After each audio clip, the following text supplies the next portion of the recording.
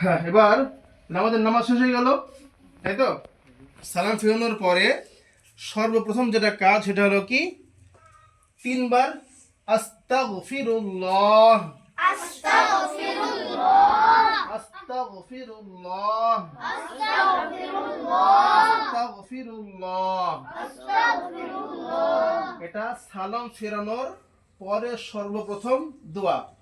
আল্লাহু আকবার বলেন, এটা বলার প্রয়োজন নাই। কি বলতে হবে? আস্তাগফিরুল্লাহ, ঠিক আছে? তারপরে দোয়া হলো কি, আল্লাহুম্মা আল্লাহুম্মা আনতাস সালাম আনতাস সালাম, মিনকাস সালাম মিনকাস সালাম, তাবারাকতা তাবারাকতা ইয়া যাল জালালি ইয়া যাল জালালি ওয়াল ইকরাম। ওয়াল ইকরাম। আর একটা দোয়া আছে, রব্বি আইন্নি রব্বি আ'ইনি আলা যিকরিকা আলা যিকরিকা ওয়া শুকরিকা ওয়া শুকরিকা ওয়া হুসনি ইবাদাতিক। ওয়া হুসনি ইবাদাতিক। তারপরে নাম্বার 3, লা ইলাহা লা ইলাহা ইল্লাল্লাহু ইল্লাল্লাহু ওয়াহদাহু ওয়াহদাহু লা শারীকা লাহু লা শারীকা লাহু লাহুল মুলকু লাহুল মুলকু ওয়া লাহুল হামদু ওয়া লাহুল হামদু ইহয়ী ওয়া ইউমীতু yuhyi wa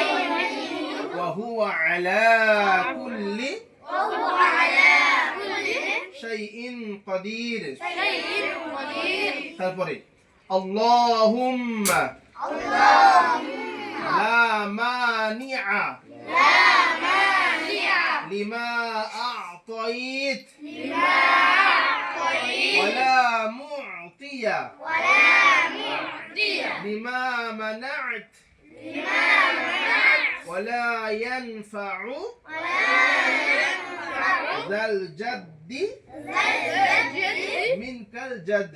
minkal jadd। বুঝা গেল? তারপরে হবে কি, এটা পড়তে পারো, তাসবিহ।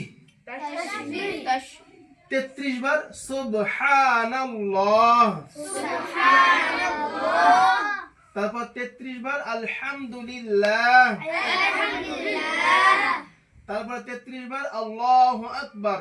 Allahu akbar।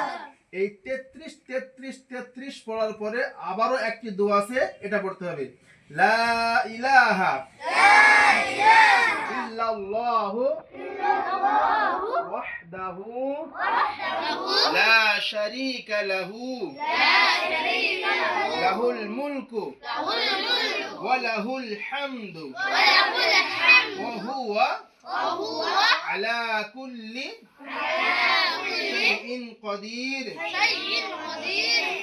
এরপরে সূরাতুল ইখলাস পড়তে পারো, সূরাতুল ইখলাস।